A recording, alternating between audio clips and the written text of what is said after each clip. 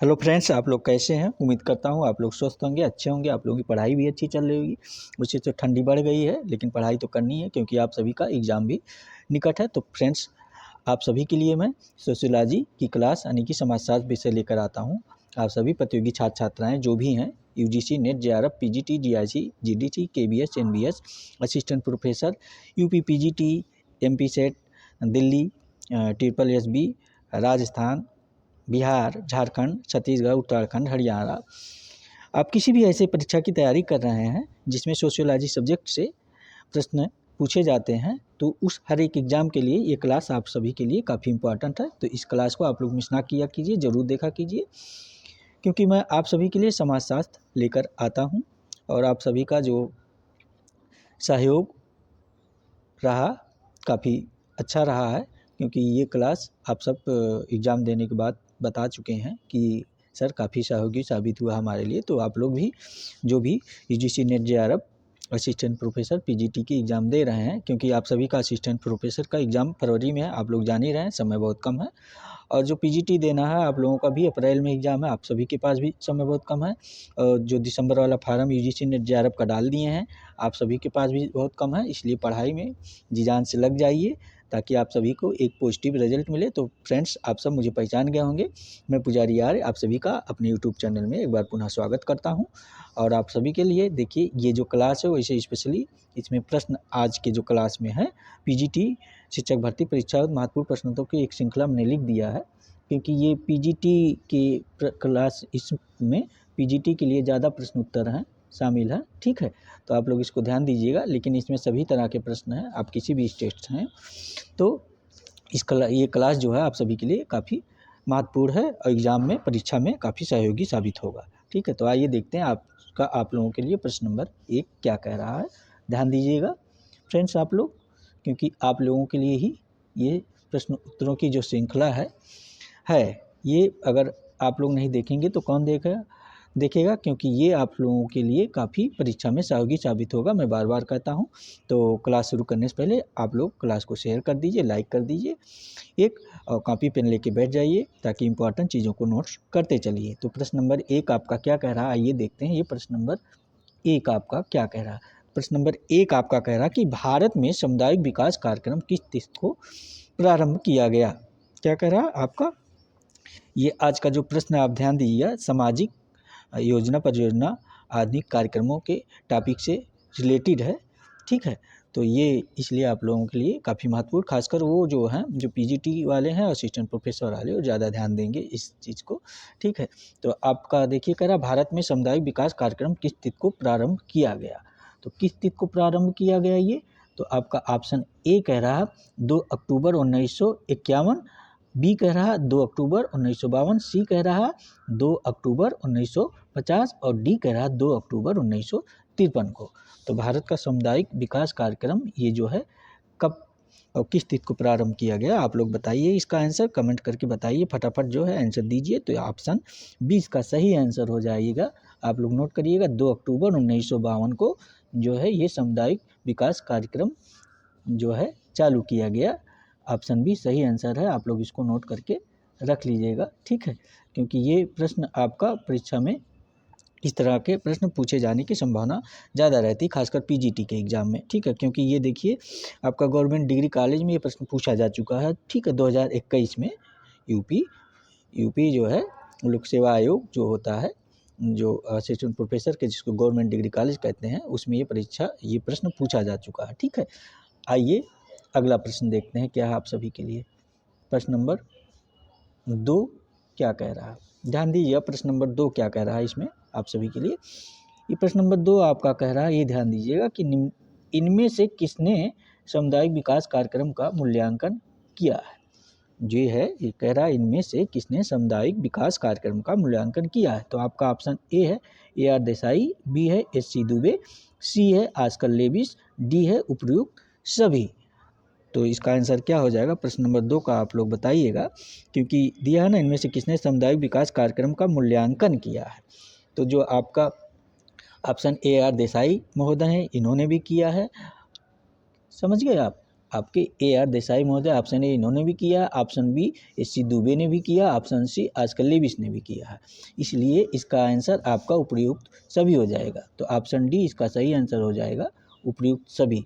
ठीक है, अगला प्रश्न देखते हैं आपका क्या है। आइए, प्रश्न नंबर 3 क्या कह रहा है आप सभी के लिए। ये प्रश्न उत्तर नंबर 3 कह रहा है, निम्नलिखित में से समन्वित ग्रामीण विकास कार्यक्रम का उत्तरदायित्व किस पर होगा। कौन सा समन्वित ग्रामीण विकास कार्यक्रम का उत्तरदायित्व किस पर होगा। तो आपका ऑप्शन ए कह रहा है राज्य सरकार, ऑप्शन बी कह रहा है केंद्र सरकार, ऑप्शन सी कह रहा है स्थानीय निकाय, ऑप्शन डी कह रहा है पंचायत समिति। तो प्रश्न नंबर 3 का आंसर आप लोग बताइएगा, इसका आंसर क्या हो जाएगा। देखिए, तो इसका आंसर आपका ऑप्शन ए हो जाएगा। क्या, ऑप्शन ए राज्य सरकार। इसको नोट करके रखिएगा आप लोग, ऑप्शन ए राज्य सरकार, क्योंकि ये जो समन्वित ग्रामीण विकास कार्यक्रम का उत्तरदायित्व राज्य सरकार पर है। इन्होंने जो है 2 अक्टूबर 1980 से जो है देश के सभी सामुदायिक विकास खंडों में इसे शुरू किया था। ठीक है, यह कार्यक्रम ग्रामीण क्षेत्रों में बेकारी को कम करने, बेकारी मतलब जाने रहे, बेरोजगारी को कम करने और ग्रामीण गरीबों को जो उत्पादन है तो ऐसे साधन उपलब्ध कराने पर जोर देता है ये कार्यक्रम, जिससे कि वे सदैव गरीबी रेखा से ऊपर उठ सके, यानी कि गरीब ही ना बने रहें। तो इस कार्यक्रम का जो आपका मुख्य लक्ष्य ही था ग्रामीण क्षेत्रों में समस्याओं को एकीकृत कर उनको सही ढंग से हल करना था, ये राज्य सरकार की। ठीक है, तो उम्मीद करता हूँ ये प्रश्न भी आप समझ गए होंगे। अगला प्रश्न देखते हैं आपका क्या है। प्रश्न नंबर 4, ये मैंने कहा ना आज का जो प्रश्न है आपका ये सामाजिक योजना परियोजना आधुनिक कार्यक्रमों से ज़्यादा है, क्योंकि यहाँ से प्रश्न काफ़ी पूछे जाते हैं। आप लोग एग्जाम दे रहे हैं, जान ही रहे होंगे, जो पुराने प्रतियोगी छात्र छात्राएँ हैं, जो नए हैं तो वो भी जान क्या जाएँ, आप लोग जो है ऐसी तैयारी करिए कि पहली बार में ही आपको पॉजिटिव रिजल्ट मिल जाए। ठीक है, तो प्रश्न नंबर 4 क्या कह रहा है, आइए आप लोग ध्यान देते हैं। ये प्रश्न उत्तर नंबर 4 को देखते हैं। ठीक है, ये कह रहा कस्तूरबा गांधी बालिका विद्यालय योजना। कस्तूरबा गांधी बालिका विद्यालय योजना के बारे में तो आप सभी लोग जानते हैं, ऐसा थोड़ी है कि नहीं सुने नहीं जानते हैं, देख ही रहे होंगे। ये विद्यालय जो है बालिका विद्यालय होता है, ग्रामीण एरिया में खासकर पाया जाता है। ठीक है, तो ये कस्तूरबा गांधी बालिका विद्यालय किस वर्ष प्रारंभ किया गया। पूछला वर्ष, ऑप्शन इसका ध्यान दीजिए, किस वर्ष प्रारंभ किया गया। तो ऑप्शन ए कह रहा 2005, बी कह रहा 2003, सी कह रहा 2004 और डी कह रहा 2006 में। तो यानी कि सन 2005, 3, 4, 6 किस वर्ष प्रारंभ किया गया है कस्तूरबा गांधी बालिका विद्यालय योजना। इसका आंसर आप सभी को पता होगा, मुझे जहाँ तक उम्मीद है। तो आप सब इसका आंसर देखिए आ गया, ऑप्शन सी 2004 में ये प्रारंभ किया गया था।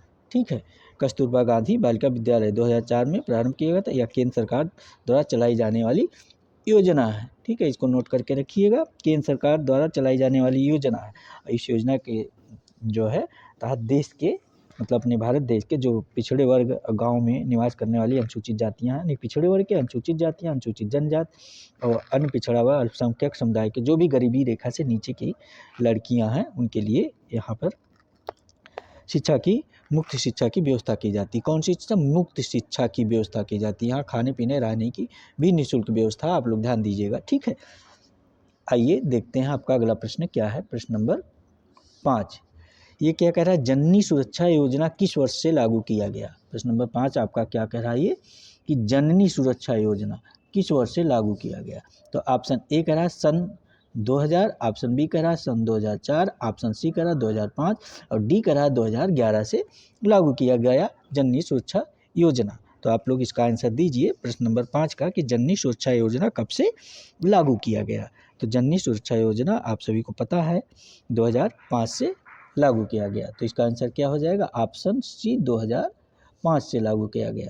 आप सभी को ये भी पता होगा कि जननी सुरक्षा योजना है क्या, क्योंकि भारत सरकार के परिवार कल्याण कार्यक्रम स्वास्थ्य मंत्रालय और परिवार कल्याण मंत्रालय द्वारा ये जननी सुरक्षा योजना सन 2005 से शुरू किया गया है। हाँ, इसके अंतर्गत क्या किया जाता है जानते हैं आप लोग, गरीबी रेखा के नीचे जो जीवन यापन करने वाले महिलाएं होती हैं, जो उनकी संस्थागत प्रसूत कराने हेतु, मतलब प्रसूत माने जाने रहे ना, बच्चा पैदा कराने के लिए, ठीक है, कराने हेतु 1000 रुपये की आर्थिक सहायता गवर्नमेंट देती है इनको। ठीक है, ये 2005 से लागू है। अगला प्रश्न क्या है देखते हैं आपका। तो एक प्रश्न दोस्तों आप लोग जानते होंगे इसी प्रकार और है, इसको नोट कर लीजिएगा ये भी प्रश्न पूछा जाता है, इसमें मैंने बनाया नहीं है, लेकिन आप लोग देखिए स्वर्ण जयंती ग्राम स्वरोजगार योजना जो है कब से लागू किया गया था? 1 अप्रैल 1999 स्वर्ण जयंती ग्राम स्वराज योजना, ठीक है, 1 अप्रैल 1999 से लागू किया था। वो भी नोट कर लीजिएगा, पूछा जाता है प्रश्न, क्योंकि ये देखिए जो प्रश्न है एमपी असिस्टेंट प्रोफेसर में ये पूछा गया है, स्वर्ण जयंती ग्राम स्वरोजगार योजना, ठीक है। ये प्रश्न नंबर 6 क्या कह रहा है, आप लोग इसको ध्यान दीजिए। प्रश्न उत्तर नंबर 6, ये आपका प्रश्न नंबर 6 कह रहा है किस पंचवर्षीय योजना का मुख्य उद्देश्य गरीबी हटाओ था। ये जो पंचवर्षीय योजनाएं होते हैं ना, आप लोग जान ही रहे हैं, तो ये कह रहा है किस पंचवर्षीय योजना का मुख्य उद्देश्य गरीबी हटाओ था, ठीक है। ये गरीबी हटाओ, इसको ध्यान दीजिए था। तो आपका ऑप्शन ए कह रहा चौथी पंचवर्षीय योजना, ऑप्शन बी कह रहा 5वीं पंचवर्षीय योजना, और सी कह रहा 6ठी पंचवर्षीय योजना, ऑप्शन डी कह रहा आपका 7वीं पंचवर्षीय योजना। तो गरीबी हटाओ जो है किस पंचवर्षीय योजना का उद्देश्य था, इसका आंसर आप लोग फटाफट दीजिए प्रश्न उत्तर नंबर 6 का। तो इसका आंसर आपका हो गया पंचवर्षीय योजना, 5वीं पंचवर्षीय योजना। तो कौन सा ऑप्शन हो गया ये? Option B. देखिए आप लोग ध्यान दीजिएगा, ऐसे प्रश्न आप लोग जो है गलत ना कीजिएगा, ठीक है। ये प्रश्न खासकर आपके पीजीटी वाले ध्यान दें, ये यूपी पीजीटी की 2013 में पूछा जा चुका है ये प्रश्न, ठीक है। आपका ये जो 5वीं पंचवर्षीय योजना का मुख्य उद्देश्य गरीबी हटाओ था, इस योजना का कार्यकाल 1974 से 1979 तक रखा गया था, आगे बढ़ा दिया गया था, आप लोग जान ही रहे होंगे। अगला प्रश्न देखते हैं क्या, प्रश्न नंबर 7 आपका ये क्या कह रहा है, प्रश्न उत्तर नंबर 7 ये कह रहा है निम्नलिखित में से कौन सा उपागम गरीबी उन्मूलन कल्याण और निष्पक्षता पर तैयार कार्यक्रमों को सम्मिलित करता है।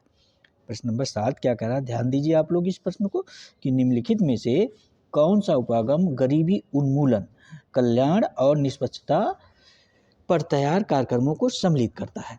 तो ऑप्शन ए कह रहा विकास में महिलाएं, ऑप्शन बी कह रहा महिलाएं और विकास, ऑप्शन सी कह रहा लिंग और विकास, ऑप्शन डी कह रहा महिलाएं पर्यावरण और विकास। तो इसका आंसर क्या हो जाएगा प्रश्न नंबर 7 का, आप लोग बताइए। तो इसका आंसर विकास में महिलाएं हो जाएगा, आप लोग नोट करके रखिएगा, ऑप्शन है विकास में महिलाएं, ठीक है।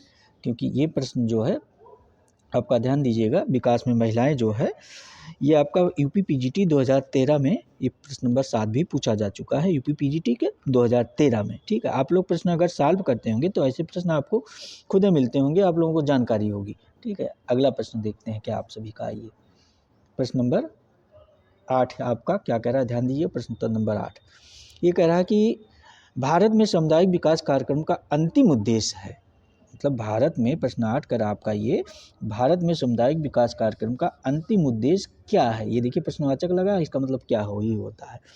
तो ऑप्शन ए कह रहा नवीन ग्रामीण संस्कृति का सृजन करना, ठीक है। क्या कह रहा है ऑप्शन ए, नवीन ग्रामीण संस्कृति का सृजन करना, ये आपका। और बी कह रहा है कृषि उत्पादन को बढ़ाना, और सी कह रहा राष्ट्रीय आय को बढ़ाना, डी कह रहा रहन सहन की दशा को ऊंचा उठाना। क्या? रहन सहन की दशा को ऊंचा उठाना। भारत में सामुदायिक विकास कार्यक्रम का अंतिम उद्देश्य क्या है?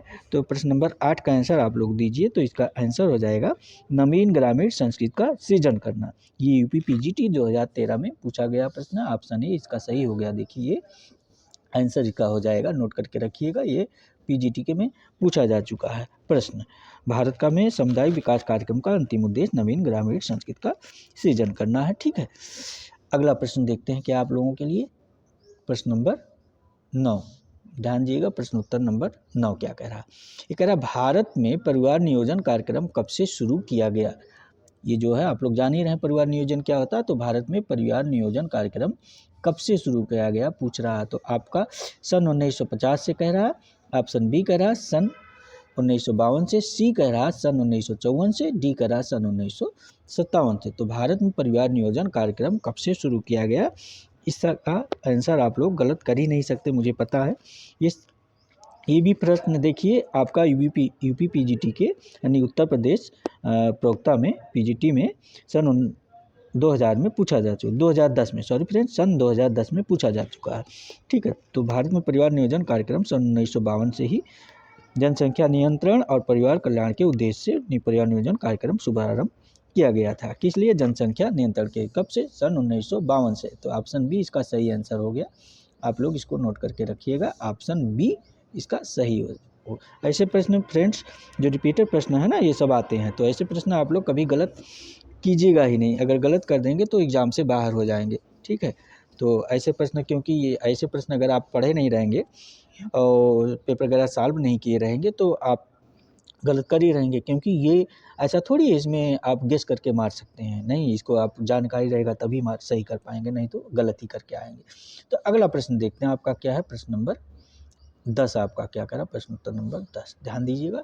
ये 10 नंबर आपका कह रहा कि भारतीय समाज कार्य के जनक कौन थे। प्रश्न नंबर 10 ये पूछ रहा कि भारतीय समाज कार्य के जनक कौन थे, ये जनक कौन थे।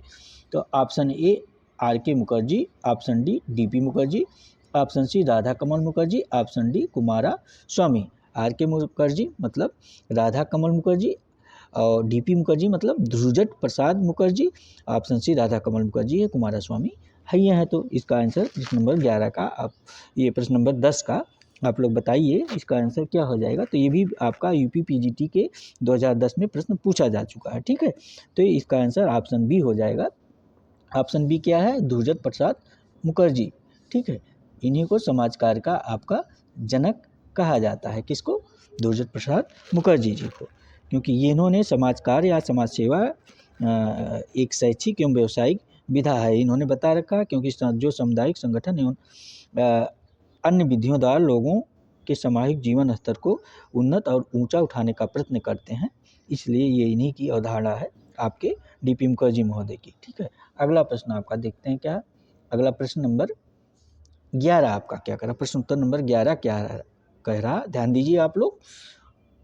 ये प्रश्न नंबर 11 ये कह रहा मरुभूमि विकास कार्यक्रम। ये मरुभूमि विकास, मरुभूमि जान ही रहे, बंजर भूमि हो गया या रेत हो गया, समझ गए, यही ना होगा। मरुभूमि माने बंजर भूमि, रेत कह सकते हैं या अनुपजाई भूमि कह सकते हैं। विकास कार्यक्रम किस वर्ष प्रारंभ किया गया।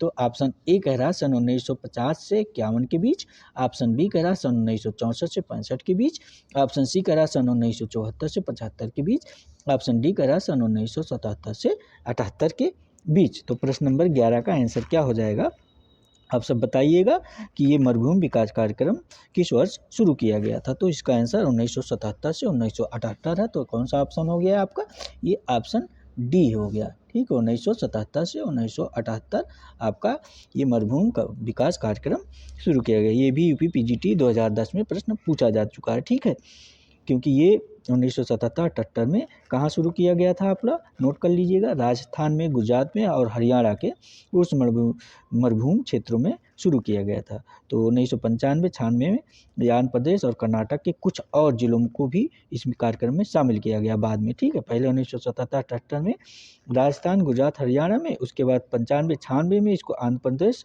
के कुछ अन्य जिलों को भी शामिल किया गया था और कर्नाटक के भी, ठीक है।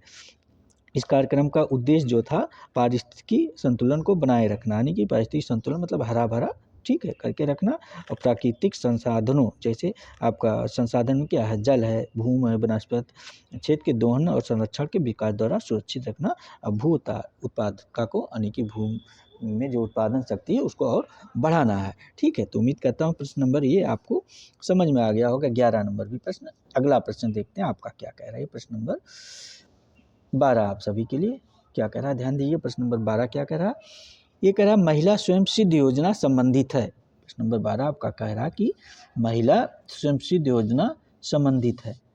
तो किससे संबंधित है महिला स्वयं सिद्ध योजना, ध्यान दीजिएगा।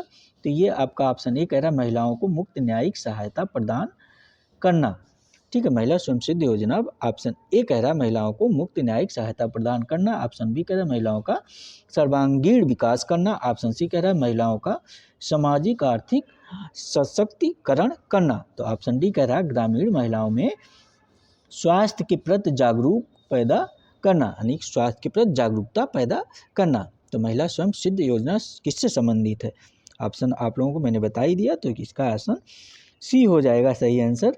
जी, महिलाओं को सामाजिक आर्थिक शक्ति प्रदान करना, ये है इसका, ठीक है, मुख्य उद्देश्य। तो आप लोग इसको नोट करके रखिए। प्रश्न नंबर ये 12 को महिला स्वयं सिद्ध योजना संबंधित है, क्योंकि ये प्रश्न आपका यूपी पीजीटी के 2009 में पूछा जा चुका है, ठीक है।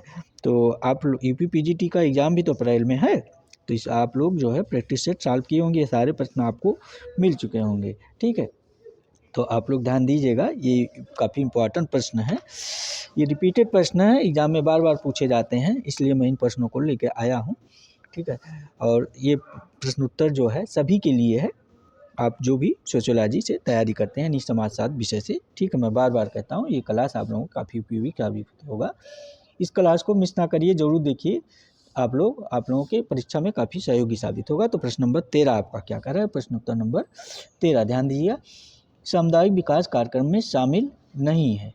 इसमें कह रहा है ये जो सामुदायिक विकास कार्यक्रम है इसमें क्या नहीं शामिल है।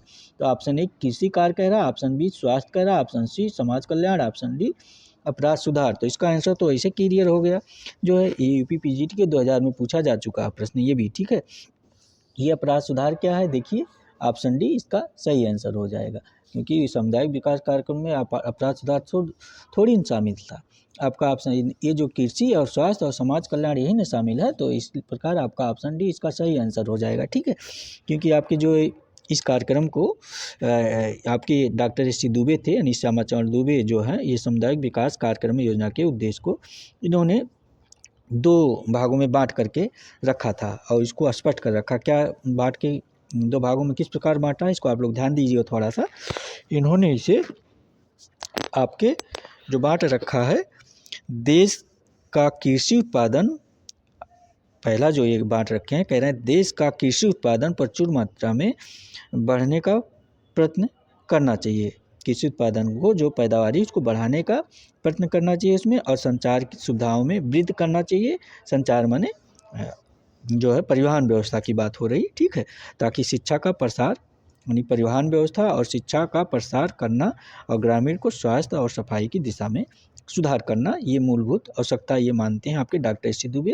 और दूसरा कहते हैं कि गांव के सामाजिक तथा आर्थिक जीवन को बदलने के लिए परिवर्तन करने की प्रक्रिया में सुधार किया जाना चाहिए। ठीक है, और इसमें जो ये जल्द से जल्द करने की आपके डॉक्टर एस सी दुबे आपका जल्द से जल्द इसमें सुधार किए जाने की प्रक्रिया को प्रयासरत करने की आवश्यकता है, बताते हैं आपके ये डॉक्टर एस सी दुबे। सामुदायिक विकास कार्यक्रम में शामिल आपका अपराध सुधार नहीं शामिल किया गया, आप लोग इसको नोटे कर लिए होंगे। आइए देखते हैं आपका अगला प्रश्न क्या है, प्रश्न नंबर 14 आपका क्या कह रहा है, प्रश्न नंबर 14 ध्यान दीजिए, प्रश्न नंबर 14 क्या कह रहा है आपका, ये कह रहा है कि परिवार कल्याण कार्यक्रम की किन सेवाओं को RCH सर्विसेज के नाम से चलाया जाता है। प्रश्न नंबर 14 कह रहा है परिवार कल्याण कार्यक्रम की किन सेवाओं को RCH सर्विसेज के नाम से चलाया जाता है। ठीक है, तो आपका ऑप्शन ए है, ध्यान दिए ऑप्शन ए क्या कह रहा है, ये देखिए मातृ एवं शिशु स्वास्थ्य, ये ऑप्शन ए कह रहा है मातृ एवं शिशु स्वास्थ्य सेवाओं को, ऑप्शन बी कह रहा है एड्स से बचाव संबंधी सेवाओं को, ऑप्शन डी सी कह रहा परिवार नियोजन सेवाओं को, ऑप्शन डी कह रहा उपयुक्त सभी। तो इसका आंसर क्या हो जाएगा प्रश्न नंबर 14 का, आप लोग बताइए। तो इसका आंसर आप सभी को पता ही हो गया होगा, ऑप्शन ए सही आंसर है। आप लोग ध्यान दीजिएगा सभी प्रतियोगी छात्र छात्राएं, क्योंकि ऐसे प्रश्न बार बार रिपीटेड हैं, पूछे जा रहे हैं। आपका ये भी प्रश्न आपका यूपी पीजीटी 2013 में पूछा जा चुका है, मातृ एवं शिशु स्वास्थ्य सेवाओं को। ठीक है, क्योंकि सन 1970 याद करिए सन 1997 में ये शुरू किया गया था। इसमें क्या था, प्रजनन तथा बाल स्वास्थ्य कार्यक्रम परिवार कल्याण कार्यक्रम के अंतर्गत ये चलाया गया था। किसके अंतर्गत, परिवार कल्याण कार्यक्रम के अंतर्गत। आप लोग नोट करके रखिएगा। और इस कार्यक्रम का मुख्य उद्देश्य ही था मातृत्व एवं शिशु मृत्यु दर को कम करना और प्रजनन में स्वास्थ्य सुनिश्चित करना था। आइए अगला प्रश्न देखते हैं आपका क्या कह रहा है। प्रश्न नंबर अगला, ये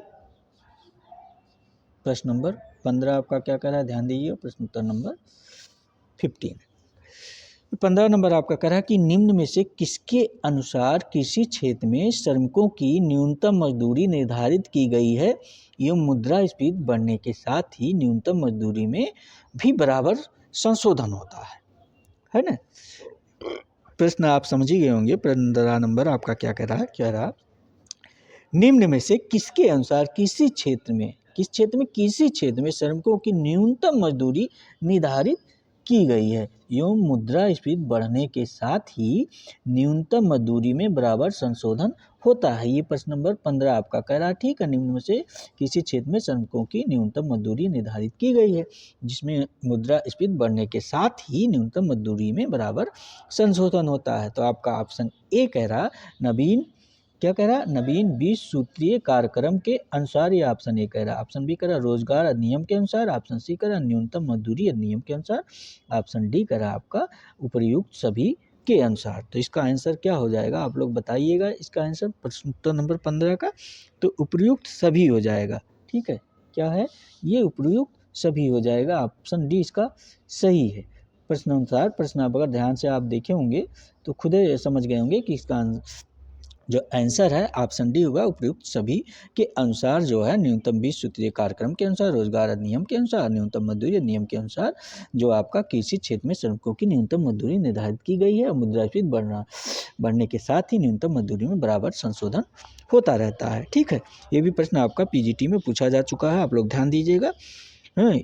और अगला प्रश्न आपका देखते हैं क्या है। आइए प्रश्न नंबर अगला, प्रश्न नंबर ये आपका 16 क्या कह रहा है, ध्यान दीजिए। प्रश्न उत्तर नंबर 16 आपका क्या कह रहा है, प्रश्न नंबर 16 ये कह रहा है आपका भारत में सामुदायिक विकास कार्यक्रमों का सूत्रपात कब हुआ। क्या कह रहा है, भारत में सामुदायिक विकास कार्यक्रमों का सूत्रपात कब हुआ। तो आपका ऑप्शन ए कह रहा है 15 अगस्त 1947 को। ऑप्शन बी कह रहा है 26 जनवरी 1950 को। सी कह रहा है आपका, ये ऑप्शन सी कह रहा है 2 अक्टूबर 1952 को। डी कह रहा है 1 नवंबर 1956 को। तो ये इसका आंसर क्या हो जाएगा, प्रश्न नंबर 16 आप लोग ध्यान दीजिएगा। प्रश्न उत्तर नंबर 16 है ये, भारत में सामुदायिक विकास कार्यक्रमों का सूत्रपात कब हुआ। तो इसका आंसर आप लोग फटाफट बताइए। तो ये 2 अक्टूबर 1952 को भारत में सामुदायिक विकास कार्यक्रमों का सूत्रपात 2 अक्टूबर 1952 को हुआ था। तो इसका कौन सा ऑप्शन है, देखिए ऑप्शन सी है ना, यही 2 अक्टूबर 1952। ठीक है, तो इसको नोट करके रखिएगा क्योंकि आपका जो ये प्रश्न यूपीपीजीटी 2003, 4, 5 में लगातार पूछा जा चुका है। ठीक है, और सन 1948 में आप ध्यान दीजिए इस चीज़ को, भारत में सामुदायिक विकास कार्यक्रमों का जो सूत्रपात कब हुआ कह रहा है, सन 1948 में उत्तर प्रदेश के इटावा तथा गोरखपुर जिलों के एक प्रायोगिक योजना के क्रियान्वयन किया गया। यहाँ से कहाँ पे, 1948 में उत्तर प्रदेश के इटावा और गोरखपुर के से जो है क्रियान्वयन यानी कि इसका शुरुआत किया गया और इसकी सफलता से प्रेरित होकर जनवरी 1952 में सन 1952 में भारत में ग्रामीण जीवन के चतुर्वेदिक विकास यानी चारों तरफ सर्वांगीण विकास सहित व्यापक विकास कार्यक्रम चलाया गया, जो अमेरिका के कहाँ से, अमेरिका के किसी फाउंडेशन द्वारा आर्थिक सहायता स्वीकार किया गया। अमेरिका से आर्थिक सहायता लेके ये योजना अच्छी तरह से स्वीकार करके चलाया गया, जिसमें क्या किया गया, ग्रामीण विकास की इस योजना का नाम सामुदायिक विकास योजना रखा गया था। ठीक है, क्या रखा गया, सामुदायिक विकास योजना रखा गया था, आप लोग नोट करके रखिएगा। और 1952 में ही महात्मा गांधी के जन्म दिवस पर, कब, सन 1952 में ही महात्मा गांधी के 2 अक्टूबर को महात्मा गांधी का जन्म दिवस है, तो आप लोग जान ही रहे 2 अक्टूबर सन 1952 में 2 अक्टूबर को महात्मा गांधी के जन्म दिवस पर 55 विकास खंडों की स्थापना करके इस योजना का जो है आरंभ किया गया, यानी कि इसकी शुरुआत किया गया। ठीक है, ये प्रश्न उम्मीद करता हूँ प्रश्न नंबर 16 भी आपके समझ में आप सबके अच्छे से आ गया होगा। ठीक है, जहाँ तक मैं उम्मीद करता हूँ। आइए देखते हैं अगला प्रश्न क्या कह रहा है आपका, प्रश्न नंबर 17। ये देखिए प्रश्न नंबर 17 आपका कह रहा है कि पंचवर्षीय योजना का मुख्य उद्देश्य है। प्रश्न नंबर 17 क्या कह रहा है, ध्यान दीजिएगा। आपका जो पंचवर्षीय योजनाएं होता है उसका मुख्य उद्देश्य क्या होता है, पंचवर्षीय योजना का मुख्य उद्देश्य है। तो आपका ऑप्शन ए कह रहा है सामाजिक विकास, ऑप्शन बी कह रहा आर्थिक विकास, ऑप्शन सी कह रहा सामाजिक आर्थिक विकास यानी कि दोनों, ऑप्शन डी कह रहा शिक्षा का विकास। तो इसका आंसर तो ऐसे क्लियर हो गया आपका, ऑप्शन सी इसका सही आंसर हो जाएगा। ये देखिए सामाजिक आर्थिक विकास, भाई समाज का अगर विकास करना है हर क्षेत्र में तो सामाजिक आर्थिक दोनों करेंगे तभी न होगा, क्योंकि भारत जो विभिन्नताओं का देश ही है, आप जान ही रहे हैं। ये भी प्रश्न पीजीटी यूपी पीजीटी के 2002 में पूछा जा चुका है। ठीक, आप लोग ध्यान दीजिएगा। ये भारत में नियोजन परिवर्तन जो है, भारत में जो नियोजन परिवर्तन के महत्व को ध्यान में रखकर सन 1951 में प्रथम पंचवर्षीय योजना का शुरुआत किया गया। और इस पंचवर्षीय योजना में जो है न केवल देश के आर्थिक बल्कि सामाजिक, राजनीतिक, सांस्कृतिक विकास पर अत्यधिक बल दिया, अत्यधिक जोर दिया। ठीक है, तो पंचवर्षीय योजना का मुख्य उद्देश्य यही है। आप लोग प्रश्न समझ गए होंगे। आइए देखते हैं अगला प्रश्न क्या कह रहा है आप सभी के लिए। प्रश्न उत्तर नंबर 18 आपका क्या कह रहा है। ये प्रश्न नंबर 18 आपका कह रहा है, ध्यान दीजिएगा, कह रहा है कि उस वर्ष की पहचान करें जिसमें समेकित ग्रामीण विकास कार्यक्रमों को अमल में लाया गया था। अच्छा, तो इसमें सेशन पूछ रहा है आपका, प्रश्न नंबर 18 कह रहा है कि उस वर्ष की पहचान करें जिसमें समेकित ग्रामीण विकास कार्यक्रम को अमल में लाया गया था। तो कब अमल में लाया गया था, ये आपका वर्ष जो दे रखा है, ध्यान दीजिए। ऑप्शन ए कह रहा 1980, ऑप्शन बी कह रहा 1981, ऑप्शन सी कह रहा 1982, ऑप्शन डी कह रहा 1985। तो ये कौन सा वर्ष हो जाएगा? प्रश्न नंबर 18 का आंसर आप लोग दीजिएगा। तो जहाँ तक इसका देखिए यूपीपीजीटी 2000 में ये भी प्रश्न पूछा जा चुका है, तो इसका आंसर आपका सन 1980 हो जाएगा। आप लोग ध्यान दीजिए, सन 1980 इसका आंसर नोट करके रखिएगा। ठीक है, भूल मत जाइएगा। आप लोग कॉपी और पेन लेके बैठेंगे होंगे आप लोग, उम्मीद करता हूँ। 1980 में देश के सभी 5200 यानी 5200 सामुदायिक विकास खंडों में समन्वित ग्रामीण विकास कार्यक्रम लागू किया गया था, यानी संपूर्ण रूप से लागू किया गया था। ठीक है, तो अगला प्रश्न देखते हैं आपका क्या कह रहा है। प्रश्न नंबर ये 19 नंबर प्रश्न क्या कह रहा है, आप ध्यान दीजिए। ये कह रहा है कि सरकार का अनुसूचित जाति तथा अनुसूचित जनजाति के विद्यार्थियों को छात्रवृत्तियां देना उदाहरण है। किसका उदाहरण है? जो सरकार द्वारा अनुसूचित जाति तथा अनुसूचित जनजाति के विद्यार्थियों को छात्रवृत्तियां दिया जाता है, वो किसका उदाहरण है? प्रश्न नंबर 19 है, ये ध्यान दीजिएगा। तो ऑप्शन ए करा सकारात्मक भेदभाव का, ऑप्शन बी करा अधिमानी व्यवहार का, ऑप्शन सी करा सकारात्मक क्रिया का, ऑप्शन डी करा सराहनीय सेवा का।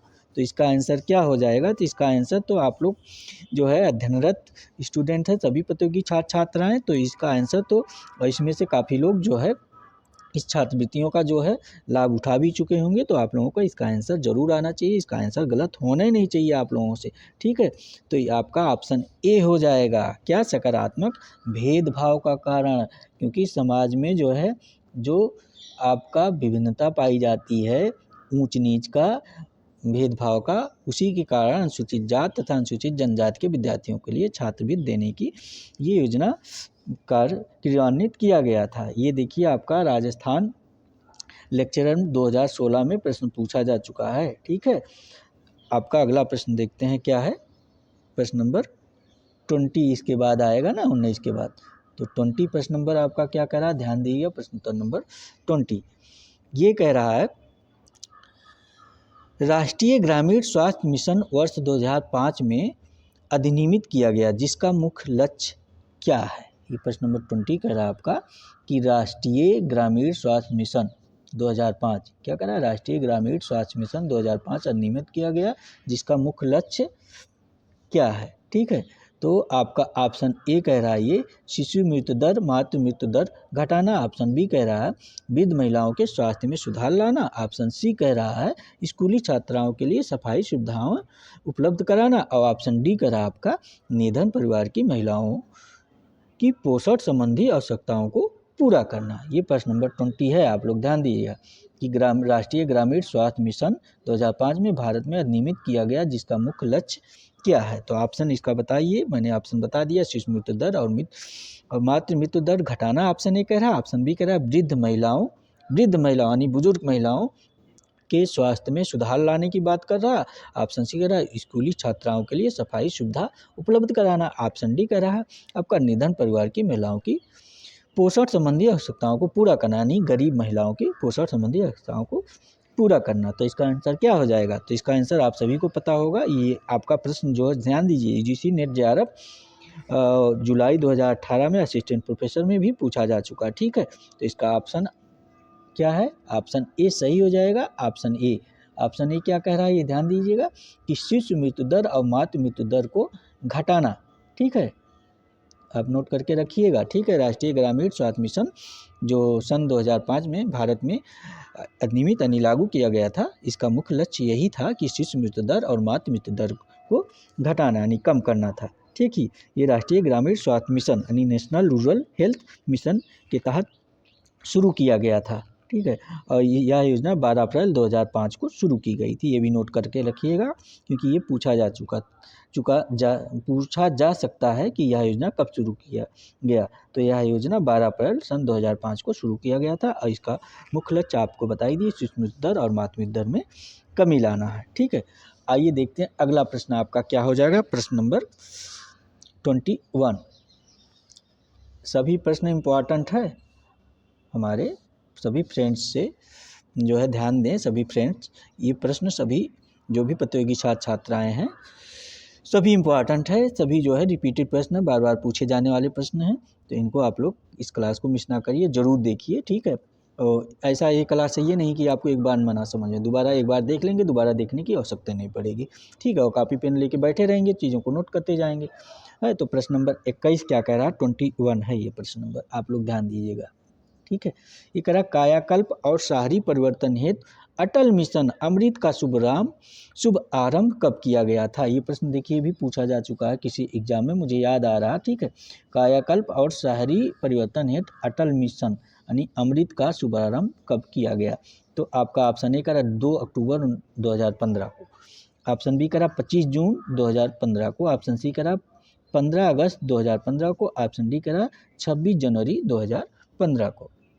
तो इसका आंसर क्या हो जाएगा, ये अटल मिशन अमृत योजना कब प्रारंभ किया गया था। तो ये प्रश्न जो है आपका मैंने कहा ना, हाँ, यूजीसी नेट जेआरएफ 2018 के सेकंड शिफ्ट में ये पूछा जा चुका है, ठीक है।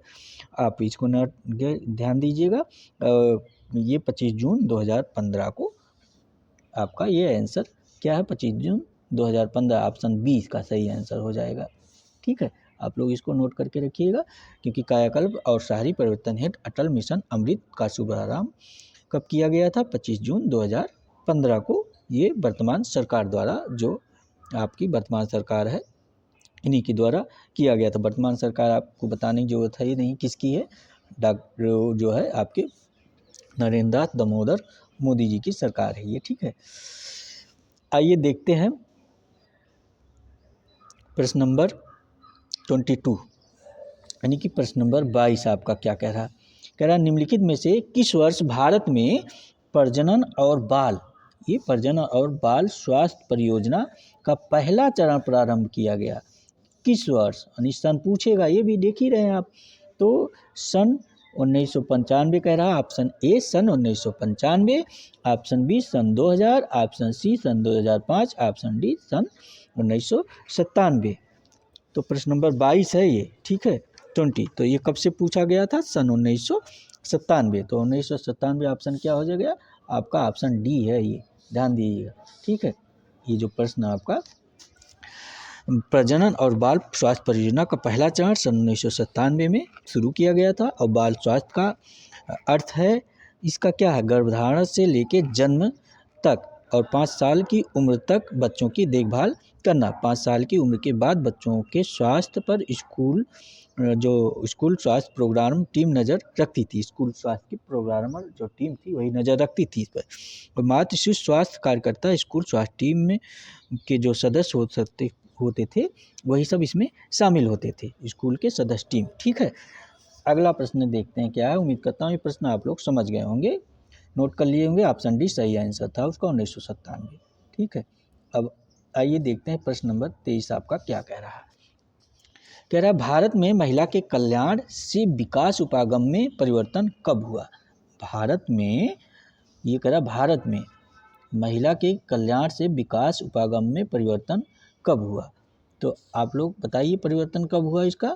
ऑप्शन ए कह रहा, ध्यान दीजिएगा, ऑप्शन ए कह रहा द्वितीय पंचवर्षीय योजना के तहत, ऑप्शन बी कह रहा 5वीं पंचवर्षीय योजना, ऑप्शन सी कह रहा 6ठी पंचवर्षीय योजना, ऑप्शन डी कह रहा 9वीं पंचवर्षीय योजना, ठीक है। भारत में महिला कल्याण से विकास उपागम में परिवर्तन कब हुआ, तो नोट कर लीजिए। ऑप्शन ए द्वितीय पंचवर्षीय योजना, ऑप्शन बी पाँचवीं पंचवर्षीय योजना, ऑप्शन सी छठी पंचवर्षीय योजना, ऑप्शन डी नवीं पंचवर्षीय योजना। तो इसका ऑप्शन क्या सही है, ये देखिए नेट जेआरएफ 2015 में प्रश्न पूछा जा चुका है। ठीक है, आप लोग इसको नोट करके रखिएगा। तो इसका सही आंसर है ऑप्शन सी। ये क्या है, सही आंसर ऑप्शन सी है। क्या कह रहा है, छठी पंचवर्षीय योजना में जो है ये आपका छठी पंचवर्षीय योजना कब से कब थी, ये भी नोट कर लीजिए। सन 1980 से 1985 तक ये प्रारंभ रोलिंग प्लान मॉडल के तहत जो है 1978-80 तक उस समय जनता पार्टी की सरकार जो थी उसी के द्वारा किया गया था। इस योजना का मुख्य उद्देश्य क्या था, गरीबी उन्मूलन और रोजगार में वृद्धि करना था। ठीक है, पहली बार गरीबी उन्मूलन पर विशेष जोर दिया गया था। इसी योजना के अंतर्गत भारत में महिला कल्याण के विकास का उपागम में भी परिवर्तन करने पर ध्यान दिया गया था। कब, छठी पंचवर्षीय योजना के तहत। उम्मीद करता हूँ ये प्रश्न आपको समझ में आ गया होगा। आइए देखते हैं आपका प्रश्न नंबर क्या कह रहा है, 24 प्रश्न नंबर, यानी कि 24 प्रश्न नंबर आपका क्या कह रहा है, ध्यान दीजिएगा। 24 प्रश्न, प्रश्न नंबर 24 कह रहा है, भारत में पंचवर्षीय योजना का मॉडल लिया गया। जो भारत में अपने प्रश्न नंबर 24 ये कह रहा, कहाँ जा रहा भाई ये, हाँ आप ध्यान दीजिएगा आप लोग। ये प्रश्न नंबर 24 यानी 24 में भारत में पंचवर्षीय योजना का मॉडल लिया गया। तो किस देश से ये लिया गया भारत में पंचवर्षीय योजना का मॉडल। तो ऑप्शन ए कह रहा चीन देश से, ऑप्शन बी कह रहा जापान देश से, ऑप्शन सी कह रहा रूस देश से, ऑप्शन डी कह रहा यूएसए से। तो इसका आंसर तो मेरे ख्याल से किसी का गलत नहीं होना चाहिए, क्योंकि ये प्रश्न काफ़ी बार पूछा जा चुका है। ठीक है, आपका यूजीसी नेट जेआरएफ 2007 में, यूपी पीजीटी 2005 में, ठीक है, राजस्थान में पूछा जा चुका है, एमपी में पूछा जा चुका है। ठीक है, ये प्रश्न गलत होने नहीं चाहिए। और आपका ये जीएस का प्रश्न, एक तरह से जीएस में इस तरह के प्रश्न बराबर पूछे जाते हैं। ठीक है, तो अब भारतीय संविधान के तहत इसको पढ़ ही चुके होंगे आप लोग। तो ऑप्शन सी इसका सही आंसर हो जाएगा, रूस से लिया गया था। ठीक है, क्या लिया गया था, रूस से बाद में पंचवर्षीय योजनाओं का जो मॉडल लिया गया था आपके यहाँ, जो पंचवर्षीय योजना चलाई गई, ये रूस से लिया गया था भारतीय संविधान के तहत। और इसकी स्थापना जो है आपका भारत में योजना आयोग की स्थापना सन 1950 में किया गया था। आप लोग पता है, यह परियोजना रूस से प्रभावित होकर चलाया गया था। और जवाहरलाल नेहरू के नेतृत्व में ये प्रथम पंचवर्षीय योजना सन 1951 से 1956 तक, क्योंकि उस समय जवाहरलाल नेहरू ही, आपके पंडित जवाहरलाल नेहरू ही प्रधानमंत्री थे, जो केंद्र सरकार द्वारा योजना को चलाया गया था। ठीक है, और इस योजना को आपको 1 जनवरी 2015 को नीति आयोग को गठन करके भंग भी कर दिया गया। कब, इस योजना को केंद्र सरकार द्वारा, जो वर्तमान केंद्र सरकार है, नोट करके रखिएगा, वर्तमान केंद्र सरकार द्वारा 1 जनवरी सन 2015 को नीति आयोग का गठन किया गया। कब, 1 जनवरी सन 2015 को नीति आयोग का गठन 1 जनवरी, ठीक है, आप लोग नोट करके रखिएगा कब किया गया, ये प्रश्न पूछा जा चुका है। ठीक है, 2015 को। ठीक है, और इस योजना को फिर भंग कर दिया गया। ठीक है, आइए देखते हैं अगला प्रश्न आपका क्या है। प्रश्न नंबर 25 आपका कह रहा है, प्रश्न उत्तर नंबर 25 यानी 25 नंबर प्रश्न। ये कह रहा है कि प्रतीकात्मक अंतःक्रियावाद पद किसके द्वारा प्रतिपादित किया गया। ठीक है, 25 नंबर कह रहा है आपका प्रतीकात्मक अंतःक्रियावाद पद किसके द्वारा प्रतिपादित किया गया। तो आपका ऑप्शन ए कह रहा है इरविंग गॉफमैन महोदय हैं, ऑप्शन बी कह रहा एडमंड हर्सल महोदय हैं, एडमंड हर्सेल महोदय हैं, आपका ऑप्शन सी कह रहा हर्बल ब्लूमर महोदय हैं, क्या ऑप्शन सी हर्बर्ट ब्लूमर महोदय, ऑप्शन डी कह रहा अल्फ्रेड शूज महोदय हैं। तो फ्रेंड ठंडी है जो है लग रही है, आप लोग जान ही रहे हैं, आज ठंडी है, कमरे में ठंडी लग रही है। ये प्रश्न नंबर 25। ठीक है, प्रतीकात्मक अंतःक्रियावाद पद किसके द्वारा प्रतिपादित किया गया। तो इसका आंसर आप लोग दीजिए। तो इसका आंसर आपका ऑप्शन सी हो जाएगा। ये काफ़ी इंपॉर्टेंट प्रश्न है, आप लोग नोट करके रखिएगा। हर्बर्ट ब्लूमर महोदय द्वारा, ये हर्बर्ट ब्लूमर महोदय द्वारा प्रतीकात्मक अंतःक्रियावाद पद के प्रतिपादित किया गया था। क्योंकि ये देखिए आपका गवर्नमेंट डिग्री कॉलेज 2021 में पूछा जा चुका है, यूजीसी नेट जेआरएफ दिसंबर 2009 पूछा जा चुका था, और डाइट में आपका यूपी डाइट में 2012 में, और government UP government inter college lecture में 2015 में पूछा जा चुका है। तो ठीक है, तो ऐसे प्रश्न आपका गलत नहीं होना चाहिए, ठीक है, क्योंकि प्रतीक अंतःक्रियावाद पद हर्बर्ट ब्लूमर द्वारा प्रतिपादित किया गया है। इस सिद्धांत की उत्पत्ति के संबंध में जो है काफ़ी मतभेद भी रहा है लोगों का, ठीक है, मतलब समाजशास्त्री लोगों का, थिंकरों का। कुछ लोग जो है इसे जॉर्ज हर्बर्ट मीड की देन बताते हैं। किसका? जॉर्ज हर्बर्ट मीड महोदय की, ठीक है। अन्य व्यक्तियों इसे शिकागो संप्रदाय के रॉबर्ट पार्क के नाम से के साथ जोड़ते हैं। प्रतीक अंतःक्रियावाद के बारे में बता रहा हूँ, आप लोग नोट करके रखिएगा, जोड़ते हैं। और प्रतीकात्मक अंतःक्रियावाद अमेरिकी सामाजिक मनोविज्ञान का एक सिद्धांत है, जबकि जो समाज के संबंधों का अध्ययन सामाजिक कर्ताओं के होने वाले संकेतात्मक संप्रेषण, यानी कि संप्रेषण मतलब संचार की प्रक्रिया के संदर्भ में करता है। तो यह सिद्धांत सभी प्रकार की मानवीय अंतःक्रियाओं में प्रतीकों और भाषा के महत्वपूर्ण भूमिका को रेखांकित करता है, ठीक है। तो ये जो है इस प्रश्न के हिसाब से प्रतीकात्मक अंतःक्रियावाद पद किसके द्वारा प्रतिपादित किया? तो हर्बर्ट ब्लूमर महोदय द्वारा। आप समझ गए होंगे, ठीक है। अगला प्रश्न देखते हैं आप सभी का क्या है। प्रश्न नंबर ये 26 क्या कह रहा है, आप लोग ध्यान दीजिए। प्रश्न नंबर 26 क्या कह रहा है? ये 26 आपका प्रश्न जो है कह रहा है, सामाजिक विनिमय संपादन में व्यक्तियों की भूमिका को किसने कम महत्व दिया है? क्या कह रहा है प्रश्न नंबर 26 की सामाजिक विनिमय संपादन में व्यक्तियों की भूमिका को किसने कम महत्व दिया है? तो आपका ऑप्शन ए कह रहा है Thomas P Wilson, option B कह रहा है जे.एच. टर्नर, ऑप्शन सी कह रहा है बी मैलिनोस्की, ऑप्शन डी कह रहा है मार्शल मॉस। तो इसका आंसर क्या हो जाएगा 26 का, आप लोग बताइएगा। तो इसका आंसर ऑप्शन सी हो जाएगा, आप लोग नोट करके रखिएगा। ऑप्शन सी क्या है? ये ब्राउनलिसा मैलिनोस्की, ठीक है, बी मैलिनोस्की जिसको बोलते हैं, ठीक है, आप लोग शॉर्टकट में सब लोग बोलते हैं, ये लिखा जाता है, इसे थोड़ा आसानी हो जाती है लिखने में। सामाजिक विनिमय संपादन में व्यक्तियों की भूमिका को मैलिनोस्की ने कम महत्व दिया है, ठीक है। आइए देखते हैं अगला प्रश्न 27 प्रश्न नंबर, ये क्या कह रहा है 27 प्रश्न नंबर। ये कह रहा है आपका निम्नलिखित में से किसने निर्जात विज्ञान के लिए महत्वपूर्ण प्रेरणा स्रोत का प्रतिनिधित्व किया? ठीक है, तो आपका 27 प्रश्न नंबर है, कह रहा निम्नलिखित में से किसने निर्जात विज्ञान के लिए महत्वपूर्ण प्रेरणा स्रोत का प्रतिनिधित्व किया? तो आपका ऑप्शन ए कह रहा है हेराल्ड गारफिंकल महोदय, ऑप्शन बी कह रहा है आर टर्नर महोदय, ऑप्शन सी कह रहा है इरविंग गॉफमैन महोदय, ऑप्शन डी कह रहा है किंग्सले डेविस महोदय, ठीक है। तो प्रश्न नंबर 27 है, तो इसका आंसर क्या हो जाएगा? तो ऑप्शन सी इरविंग गॉफमैन महोदय हो जाएगा। ये उत्तराखंड लेक्चर एग्जाम में पूछा जा चुका है 2020 के, ठीक है। तो ऑप्शन सी इसका नोट करके रखिएगा, इसका आंसर आपका ऑप्शन सी हो जाएगा। ऑप्शन सी इरविंग गॉफमैन महोदय हैं। अगला प्रश्न देखते हैं। उम्मीद करता हूँ इरविंग गॉफमैन निर्जात विज्ञान के लिए महत्वपूर्ण प्रेरणा की शोध प्रतिनिधित्व करते हैं। उन्होंने सामाजिक जीवन का जो विश्लेषण किया है उसको रंगमंच की उपमा देकर इसका प्रयोग किया है इन्होंने, ठीक है। और उनका कहना है आपके कि मानव सामाजिक व्यवहार बहुत कुछ रूप में रंगमंची अभिनय से मिलता जुलता है, ठीक है। नाट्यकला के जनक इन्हीं को माना जाता है, आप लोग उसको ध्यान दीजिएगा, इरविंग गॉफमैन है, नाट्यकला पूछा जाता है, ठीक है। आइए अगला प्रश्न देखते हैं आपका क्या है 27 नंबर प्रश्न। उम्मीद करता हूँ आप समझ गए होंगे। मैं सोचता हूँ कि आप लोगों का कोई प्रश्न ऐसा ना रहे जो आपके समझ में ना आए, इसलिए थोड़ा विस्तार कर देता हूँ जो मुझे लगता है कि इसको और अच्छे से होना चाहिए। तो ठीक है, प्रश्न नंबर 28 क्या है, आइए आपका देखते हैं। प्रश्न नंबर 28 ये कह रहा है सिंबॉलिक इंटरएक्शनिज्म, क्या कह रहा है सिंबॉलिक।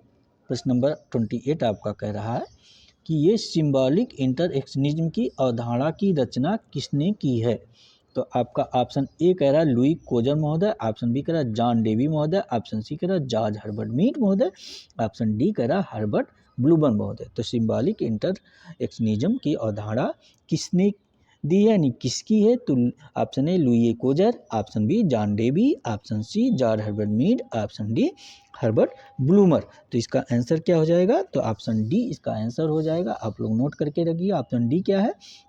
ये हर्बर्ट ब्लूमर महोदय, ठीक है, क्योंकि ये आपके यूपीपीजीटी 2021 में प्रश्न आ चुका है, आप लोग ध्यान दीजिएगा, ठीक है, ये प्रश्न गलत नहीं हो जाना चाहिए। सिम्बोलिक इंटरेक्शनिज्म जो होता है कि अवधारणा रचना इसकी हर्बर्ट ब्लूमर महोदय ने किया है, क्योंकि उनकी रुचि जो थी आपके किसकी, हर्बर्ट ब्लूमर महोदय की रुचि जो थी ये व्यक्तियों की अंतःक्रियाओं में अध्ययन की थी, इसलिए उन्होंने यह विचार व्यक्त किया सामाजिक व्यवस्था जो है व्यापक रूप से मत अमूर्तीकरण है, जिनका व्यक्तियों की क्रियाओं से अलग कोई स्वतंत्र अस्तित्व नहीं होता है और जिनके द्वारा उनका निर्माण होता है। ये हर्बर्ट ब्लूमर की, जॉर्ज हर्बर्ट ब्लूमर की ये अवधारणा है, इसको नोट करके रखिएगा, ठीक है। अगला प्रश्न देखते हैं क्या कह रहा है आपका, प्रश्न नंबर 29। ये कह रहा ऑस्ट्रेलिया के आदिम जातियों के अनुभविक अध्ययन के आधार पर निम्नलिखित में से किसने विनिमय सिद्धांत को विकसित किया है। ये 29 प्रश्न कह रहा है, ठीक है, कि ऑस्ट्रेलिया के आदिम जातियों के अनुभविक अध्ययन के आधार पर निम्नलिखित में से किसने विनिमय सिद्धांत को विकसित किया है। तो आपका ऑप्शन ए कह रहा है सर जेम्स फ्रेजर महोदय, ऑप्शन बी कह रहा है बी मेलिनोस्की महोदय, ऑप्शन सी कह रहा पीटर एम ब्लाउ महोदय, ऑप्शन डी कह रहा मैक्स वेबर महोदय।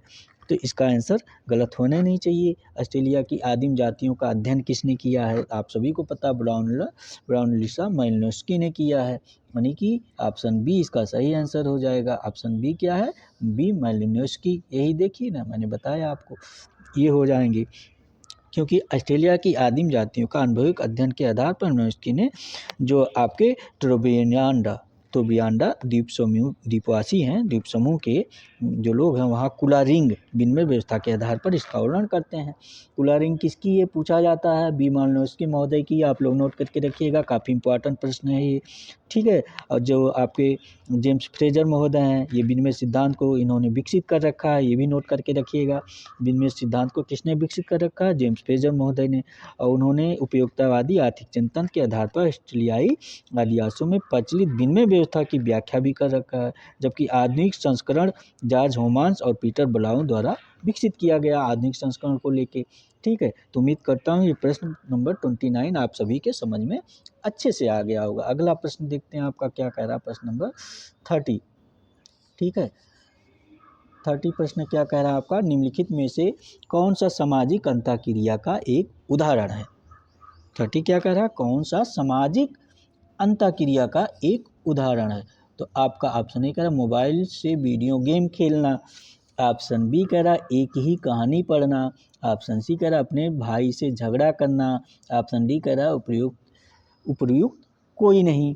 तो ये प्रश्न जो 30 नंबर प्रश्न, 30 नंबर, निम्नलिखित में से कौन सा सामाजिक अंतःक्रिया का एक उदाहरण है, गलत होने नहीं चाहिए, थोड़ा सा कॉमन सेंस लगाएंगे। देखिए ये आपका असिस्टेंट प्रोफेसर 2021 में पूछा जा चुका है शिक्षा सेवा चयन आयोग वाली परीक्षा में, ठीक है। तो ये क्या हो जाएगा, इसका आंसर कॉमन सेंस का है, आप लोग लगाएंगे सही हो जाएगा, नहीं तो फिर गलत करके चले आएंगे। तो ऑप्शन सी इसका सही आंसर हो जाएगा, ठीक है। जो प्रश्न अनुसार अपने भाई से झगड़ा करना, ये सामाजिकता के अंदर आ रहा, सामाजिक अंदर क्रिया के, ठीक है। आइए अगला प्रश्न आपका देखते हैं क्या होगा, प्रश्न नंबर, ये तो 31 समझ ही गए होंगे ना फ्रेंड्स आप लोग। अब 30 प्रश्न था, अब 31 प्रश्न आ गया आप लोगों का, देखते हैं ये क्या कह रहा है। 31 नंबर प्रश्न आपका, ये 31 कह रहा है आपका, ये ध्यान दीजिएगा कि कौन सा समाज शास्त्रीय सिद्धांत उल्लंघन प्रयोग को एक विधि के रूप में उपयोग करता है।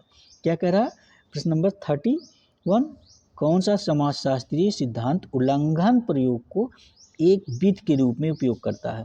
तो आपका ऑप्शन ए करा प्रघटनाविद, ऑप्शन बी करा लोक विधि विज्ञान, ऑप्शन सी करा विनिमय सिद्धांत, ऑप्शन डी करा प्रतीकात्मक अंतःक्रियावाद।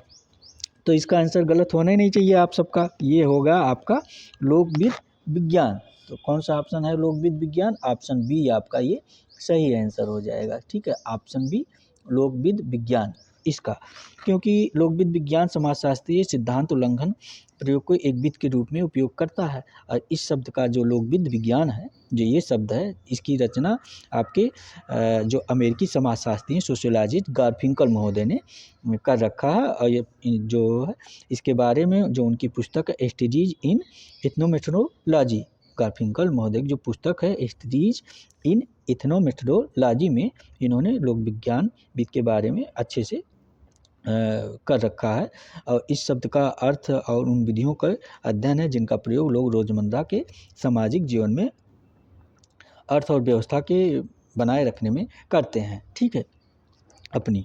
तो उम्मीद करता हूँ ये प्रश्न भी आपके समझ में आ गया होगा। अगला प्रश्न देखते हैं आप सभी का क्या कह रहा है। प्रश्न नंबर 32। ये 32 क्या है प्रश्न नंबर, आप ध्यान दीजिएगा। ये आपका क्या कह रहा है 32। ये प्रश्न कह रहा है वर्तमान में उत्तराखंड का उच्च न्यायालय जो कि नैनीताल में स्थापित है। अच्छा, ये भी देखिए प्रश्न में ही उत्तर दे रहा आपका। प्रश्न नंबर 32 में ही उत्तर दे रहा। कह रहा वर्तमान में उत्तराखंड का उच्च न्यायालय जो नैनीताल में स्थित है, स्थापित है। जान लिए उत्तराखंड का उच्च न्यायालय कहाँ है, नैनीताल में। देखिए स्थापित है, यही आंसर आपको मिल गया एक। और भारत के न्यायालयों में किस स्थान पर आता है। अच्छा, तो आपका ऑप्शन ए करा 18वां, ऑप्शन बी करा 19वां, ऑप्शन सी करा 20वां, ऑप्शन डी कह रहा 21वां। तो इसका उत्तर क्या हो जाएगा, ये 20वां उच्च न्यायालय है, भारत का 20वां उच्च न्यायालय है। ऑप्शन सी इसका सही आंसर हो जाएगा। ये परीक्षा में पूछे जाने की संभावित प्रश्न उत्तर हैं। ठीक है, आप लोग नोट करके रखिएगा, ये परीक्षा में आपका प्रश्न पूछे जा सकते हैं। ठीक है, तो अगला प्रश्न क्या है, आइए देखते हैं। ये प्रश्न आप समझ ही गए होंगे, इसमें तो कुछ है नहीं उच्च न्यायालय के बारे में जो बताना है। ये 33 प्रश्न क्या कह रहा है। 33 प्रश्न कह रहा आपका कस्तूरी मृग किस राज्य का राजकीय पशु है। आपका ये जो कस्तूरी मृग है, प्रश्न आपका करा 33। ये कस्तूरी मृग माने हिरन, कस्तूरी हिरन जिसको बोलते हैं, किस राज्य का राजकीय पशु है। तो ऑप्शन ए करा उत्तराखंड का, ऑप्शन बी करा मिजोरम का, ऑप्शन सी करा हिमाचल प्रदेश का, ऑप्शन डी करा केरल का राजकीय पशु ये है ऑप्शन बी करा। तो कस्तूरी मृग किसका है, तो कस्तूरी मृग आपका जो है, आप लोग ध्यान दीजिएगा, ये उत्तराखंड। ठीक है, ऑप्शन ए इसका सही आंसर हो जाएगा। ऑप्शन ए उत्तराखंड, उत्तराखंड राज्य का ये क्या है, उत्तराखंड राज्य का ये क्या है। आप लोग को प्रश्न क्या कर रहा है, कस्तूरी मृग किस राज्य का राजकीय पशु है। तो उत्तराखंड राज्य का ये राजकीय पशु है। इसका वैज्ञानिक नाम क्या है, आप लोग जानते ही होंगे, कस्तूरी मृग का यानी कस्तूरी हिरन का मोकस। नोट करिए, ये प्रश्न पूछा जा सकता है परीक्षा में। मोकस क्राइसोगास्टर इसका वैज्ञानिक नाम है और इसे हिमालय का मस्क डियर भी कहा जाता है। आप लोग नोट कर लीजिएगा, कस्तूरी मृग को हिमालय का मस्क डियर भी कहा जाता है। कहाँ का, हिमालय का क्या कहा जाता है, मस्क डियर। ठीक है, इस पे लिखते नहीं बनता फ्रेंड। ठीक है, आप लोग ध्यान दीजिएगा, ये इम्पॉर्टेंट प्रश्न है, परीक्षा में पूछे जाने की संभावना होती है ऐसे प्रश्नों को। आइए देखते हैं आपका अगला प्रश्न क्या कह रहा। प्रश्न नंबर ये 34 प्रश्न नंबर क्या कह रहा है, ध्यान दीजिएगा। ये 34 ये कह रहा आपका श्रीमती मार्गरेट अल्वा। क्या कह रहा प्रश्न नंबर 34 कि 34 यानी 34 नंबर प्रश्न है। कह रहा है कि श्रीमती मार्गरेट अल्वा भारत के किस राज्य की पहली महिला राज्यपाल बनाई गई। कौन, श्रीमती मार्गरेट अल्वा की बात कर रहा है। तो ऑप्शन ए कह रहा, ये ऑप्शन ए क्या कह रहा है, आप लोग ध्यान दीजिएगा, Uttar Pradesh. Option A Uttar Pradesh, option B Uttarakhand, option C Bihar, option D Gujarat. ठीक है, श्रीमती मार्गरेट अल्वा भारत के किस राज्य की पहली महिला राज्यपाल बनाई गई। तो इसका आंसर आपका ऑप्शन बी हो जाएगा। आप लोग ध्यान दीजिएगा, क्या, उत्तराखंड। ऑप्शन बी इसका आंसर हो जाएगा। ठीक है, ये ऑप्शन बी उसका आंसर हो जाएगा। श्रीमती मार्गरेट अल्वा जो है उत्तराखंड राज्य की जो पहली महिला राज्यपाल बनाई गई। ठीक है, ये प्रश्न आप लोग ध्यान दीजिएगा, ये प्रश्न आपका पूछा जा सकता है, प्रतियोगिता 2004 में पूछा भी गया है। ठीक है, तो अगला प्रश्न आपका क्या है, आइए ध्यान देते हैं। प्रश्न नंबर ये 35 प्रश्न आप क्या कह रहा है, ध्यान दीजिए। 35 प्रश्न नंबर आपका 35 प्रश्न कह रहा है निम्नलिखित में से भारत की कौन सी जनजाति दीपावली पर्व को शोक के रूप में मनाता है। ये सब प्रश्न जो है आपके परीक्षा में पूछे जाने की संभावना है। ठीक है, क्योंकि ये सब प्रश्न मैं खुद आप सभी के लिए लेकर आया हूँ, ना कि जो है किसी परीक्षा में भी आपके पूछा जा चुका है। पूछा जा चुका था अलग बात है, लेकिन मैं ये पुस्तक से खुद आपके लिए लेकर आया हूँ इन सब प्रश्नों को, जो एग्ज़ाम में मुझे लग रहा कि ये पूछे जाने के प्रश्न बन सकते हैं, संभावना है। तो ये प्रश्न है आपका 35, निम्नलिखित में से भारत में कौन सी जनजात दीपावली पर्व को शोक के रूप में मनाता है? क्योंकि ये सोशियोलॉजी का चैप्टर का ही प्रश्न है, ऐसा मत सोचिएगा कि ये सोशियोलॉजी चैप्टर से जो जनजातियाँ हैं आप पढ़े होंगे उन्हीं से ये प्रश्न है। तो आपका ऑप्शन ए कह रहा भोटिया जनजात, ऑप्शन बी बोक्सा जनजात, ऑप्शन सी जौनसारी जनजात, ऑप्शन डी थारू जनजात। ठीक है, निम्नलिखित में से भारत की कौन सी जनजात दीपावली पर्व को, ये दीपावली पर्व को शोक के रूप में मनाती है? तो आपका भोटिया जनजात, बोक्सा जनजात, जौनसारी की थारू जनजात। तो आप लोग इसका आंसर फटाफट दीजिएगा। तो इसका आंसर आप नोट करके रखिएगा, ऑप्शन डी हो जाएगा इसका आंसर। ऑप्शन डी क्या है? थारू जनजात जो दीपावली पर्व को शोक के रूप में मनाती है। और आप लोग एक चीज़ और नोट कर लीजिएगा, जो थारू जनजात आपकी है ये अपने आप को राणा प्रताप जो है, जो महाराणा प्रताप हैं उनके वंशज से जोड़ती है। ये अपने आप को महाराणा प्रताप की वंशज बताती है थारू जनजात, कि हम महाराणा प्रताप के वंशज के हैं। ये जो है दीपावली पर्व को शोक के रूप में मनाते ही हैं। और ये होली के पर्व पर, जो होली का पर्व उनका होता है, उस पर खिचड़ी नृत्य, एक कोई नृत्य है खिचड़ी नृत्य जिसको ये लोग कहते हैं। ठीक है, और इनके जो प्रमुख देवता हैं आपके, कौन से देवता हैं? पछावन है, खड़गाभूत, काली, नगरियाई, जिनके प्रमुख देवता हैं। ठीक है, आप लोग इसको नोट करके रखिएगा, ये काफ़ी इम्पोर्टेंट प्रश्न है। आइए देखते हैं आपका अगला प्रश्न क्या हो जाएगा, प्रश्न नंबर ये। तो फ्रेंड्स आज आप सभी के लिए कितने प्रश्न हैं देखिए, 35 यानी 35 प्रश्न है, जो परीक्षा के दृष्टि से काफ़ी इंपॉर्टेंट है। आप लोग इस क्लास को मिस ना कीजिएगा, ज़रूर देखिएगा, क्योंकि ये परीक्षा में काफ़ी सहयोगी साबित होंगे। और ख़ासकर पीजीटी वाले जो स्टूडेंट हैं वे ऐसे प्रश्न को तो ज़रूर देखें, कभी ना छोड़ें। ठीक है, और ये देखिए माय यूट्यूब चैनल, यानी यूट्यूब चैनल का नाम आप लोग जान ही रहे हैं, क्लास देख रहे हैं, तो इसको आप लोग क्लास को शेयर कर दिया करिए। ठीक है, और टेलीग्राम लिंक पे आप लोग जुड़ जाइए, पुजारिया जो है ऑफिशियल पुजारी से, यहाँ से आपको सूचनाएं मिल जाएगी। ठीक है, नोट्स वगैरह चाहिए कुछ ऐसी जो है आप लोग कोई शिक्षा से संबंधित जानकारी, तो भी आप लोग जो है ऑफिशियल पुजारी जो टेलीग्राम लिंक है वहाँ कमेंट करके प्राप्त जानकारी दे सकते हैं। और व्हाट्सअप नंबर ये आपका है। ठीक है, 9452 733 186। बात तो नहीं होगी, लेकिन आप लोग मैसेज के थ्रू बात हो जाएगी। यहाँ कमेंट करके आप लोग अपनी प्रॉब्लम बताइएगा, वहाँ मैं आप लोगों की प्रॉब्लम सॉल्व करने की कोशिश करूँगा। तो फ्रेंड्स ये क्लास कैसी लगी आप लोग कमेंट करके ज़रूर बताइएगा, और क्लास को शेयर कर दीजिएगा और लाइक कर दीजिएगा। आप सभी का बहुत बहुत धन्यवाद। Thank you very much, thank you for watching आप सभी।